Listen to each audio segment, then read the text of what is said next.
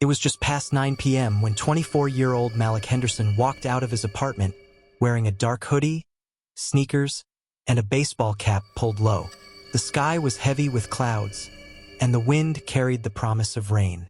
Malik told his roommate he was heading out to meet someone real quick. He didn't say who. He didn't take an umbrella, and he never came back. By sunrise, panic had already set in. His phone went straight to voicemail. Friends called. Texts went unanswered. By noon, his parents had reported him missing. Later that day, police found Malik's car parked along a deserted gravel road about 20 minutes outside town. The driver's side door was ajar. The keys were still in the ignition. Inside, his phone, wallet, watch, everything but him. To the casual eye, it looked like he stepped out and vanished into the woods. But to those who knew Malik, nothing about this felt random. Something was very wrong. Malik Henderson was more than a politician's son. He was brilliant, driven, and deeply involved in his community. After graduating from Howard University with honors, he'd returned to Greenville with a mission: to mentor youth, reform local housing policies, and eventually follow in his father's footsteps into public service. He was the golden boy of the Delta, but for all of Malik's outward success, few knew the internal struggle he lived with daily. Being young, black, and ambitious in the Deep South was already complicated, but being secretly gay in a conservative political family added another layer of pressure. He had spent years hiding that part of himself, fearful of disappointing his father, Councilman Richard Henderson, who had built a legacy on strong family values and public faith. Malik had dreams of being seen, but not like this. Police initially treated Malik's disappearance as a missing persons case with potential foul play. Dozens of volunteers scoured nearby fields and woodlands. Drones were flown. A $50,000 reward was offered for any information. Still no Malik. Then came the breakthrough.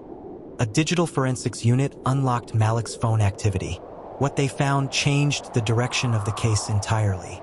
Malik had been communicating with a man named Elias Quinn, a 34-year-old business consultant from Jackson, Mississippi. Married, 2 children, publicly straight. Their relationship had lasted 6 months. Secretive, compartmentalized. According to text messages recovered from an encrypted messaging app, Malik had grown tired of hiding. The last message he sent Elias, at 8:42 p.m. the night he vanished, read, "I'm done hiding. I'm telling my dad tonight. I'm not asking anymore." Elias never responded. Police questioned Elias the next morning. He denied seeing Malik that week, claimed he was out of town, but cell tower pings told a different story. His phone was traced just 1 mile from where Malik's car was abandoned on the same night. Still, without a body or clear cause of death, police couldn't make an arrest until 10 days later.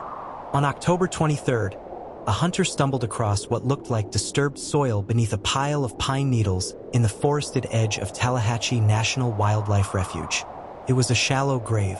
Inside was Malik's body, curled on his side, wearing the same clothes from the night he disappeared.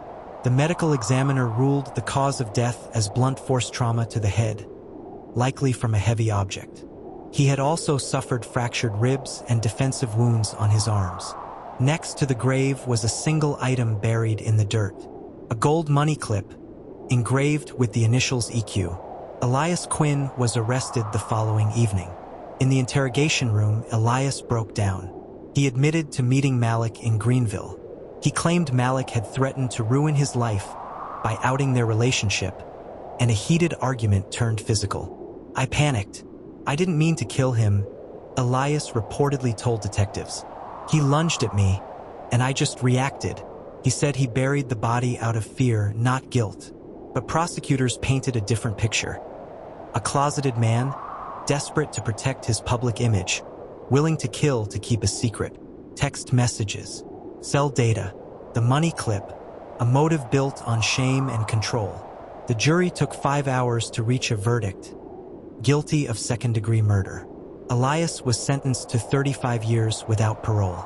The trial made national headlines, not just for the tragedy of Malik's death, but for the cultural fault lines it exposed. Greenville, once proud of Malik as a rising black leader, was now forced to reckon with the pressures placed on young men like him. Pressures to be perfect, to be straight, to be strong, to never reveal weakness. Malik's father, once hesitant to discuss his son's private life, became a vocal advocate for black LGBTQ+ youth, delivering a powerful speech at the sentencing. "My son lived in fear of rejection, but I reject a world that made him feel that way." In Malik's name, the community launched the Malik Henderson Foundation, providing scholarships and safe spaces for marginalized youth across the Mississippi Delta. Malik was supposed to be Greenville's next leader. Instead, he became its conscience. His story is a reminder that the most dangerous secrets aren't always criminal. Sometimes they're emotional, cultural, silent. Sometimes they kill. This has been another case from Dark Case Diaries, where we uncover the truth, even when it's buried deep. Subscribe for more haunting true crime stories that echo long after the headlines fade.